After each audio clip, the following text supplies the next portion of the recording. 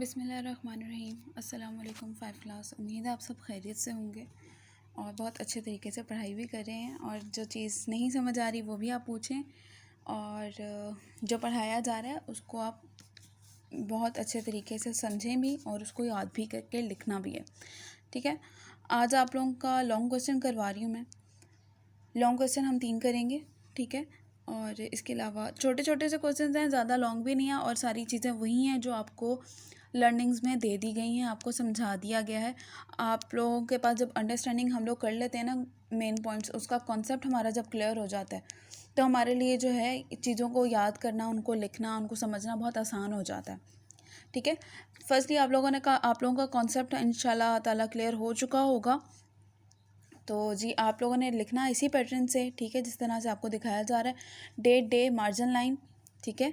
साथ में आप ये कंपलसरी नहीं है कि आपने अपना टॉपिक का नाम लिखना है, तो ये आपकी मर्ज़ी, अगर आप लिखना चाहें तो ठीक है, लेकिन तफसीली सवालात का हेडिंग आपने लाजमी देनी है। सवाल नंबर 1, मस्जिद नबवी सल्लल्लाहु अलैहि वसल्लम की फ़जीलत बयान करें, यानी उसकी अहमियत बयान करनी है।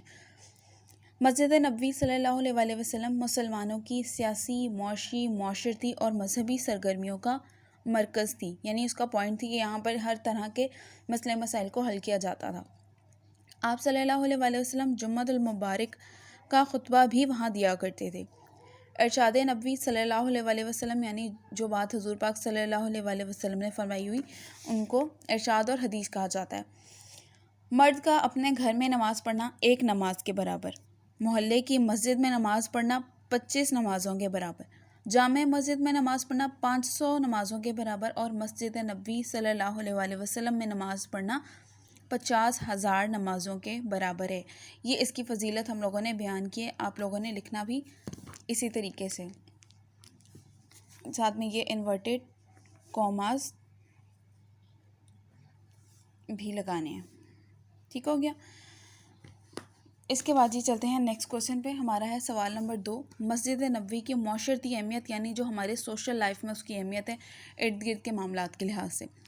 मस्जिद नबवी सल्लल्लाहु अलैहि वसल्लम में रसूल अकरम सल्लल्लाहु अलैहि वसल्लम सहाबा कराम रज़ी अल्लाह ताला अन्हा के से मुख्तलिफ रियासती और बैनुल अक़वामी मामलात के मुतल्लिक़ मशवरा फरमाते थे। मुजाहिदीन की तरबियत और जहाद की तैयारियों का मरकज़ भी मस्जिद नबवी सल्लल्लाहु अलैहि वसल्लम थी। रसूलुल्लाह सल्लल्लाहु अलैहि वसल्लम हर किस्म के अहकामात मस्जिद नबवी सल्लल्लाहु अलैहि वसल्लम में जारी करते थे, यानी यहाँ पर लोग मिलजुल के सहाबा कराम हुज़ूर पाक सल्लल्लाहु अलैहि वसल्लम के साथ बैठकर डिस्कस किया करते थे कि हमारे सोसाइटी में ये मसला हो रहा है, हमारे दीन के लिहाज से इसका ये सोल्यूशन है, तो हमें इसका क्या रूल इम्प्लीमेंट करना चाहिए। ये सारी चीज़ें हमारे उन लोगों के दरमियान में मस्जिद नबवी में हुआ करती थी। जहाद के लिए तैयारी, जो जंग के लिए तैयार करने के लिए लोगों को तैयार किया जाता है, उनको ट्रेनिंग दी जाती है, वो चीज़ें उनको भी मस्जिद नबवी में दी जाती थी। उनके लिए हर आसाइश को भी रखा जाता था, उनका ख्याल भी रखा जाता था।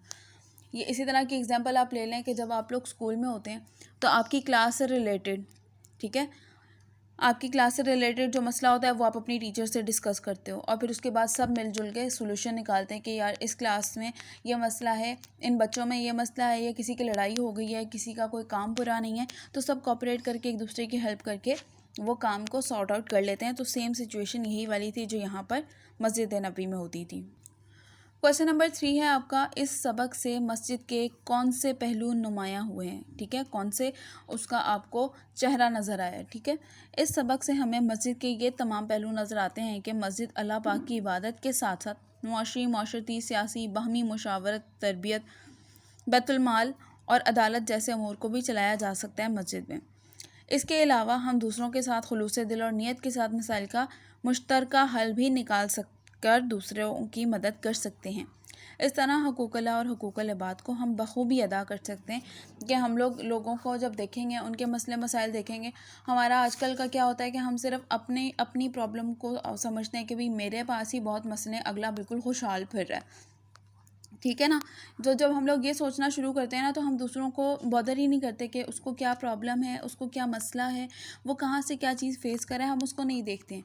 अपने घर में ही देख लेते हैं हम लोग, अपने बहन भाइयों को देख लेते हैं, हम लोगों को कोई चीज़ पसंद होती है, अगले को भी पसंद होती है, तो हम क्या करते हैं कि हम सिर्फ ये देखते हैं कि नहीं ये चीज़ मुझे पसंद है, मैंने लेनी है। हम लोग बहन भाइयों का भी ख्याल छोड़ देते हैं कि यार नहीं इसको कोई कोई बात नहीं, ये बाद में ले लेगा। तो ये चीज़ें कुछ ऐसी चीज़ें होती हैं जो हम लोग अगर साथ के साथ करते जाएँ कि हम लोग अपने से ज़्यादा दूसरों का ख्याल रखें, अपने बहन अपनी ये चीज़ें हम अपने आप से शुरू कर सकते हैं, अपने घर वालों से शुरू कर सकते हैं। तो ये सारी चीज़ें हमारी जो है आगे जाके बहुत अच्छा हमारे लिए करती हैं। अल्लाह ताला की नज़र में भी हमारी आखिरत और हमारी दुनिया दोनों संवर जाती है।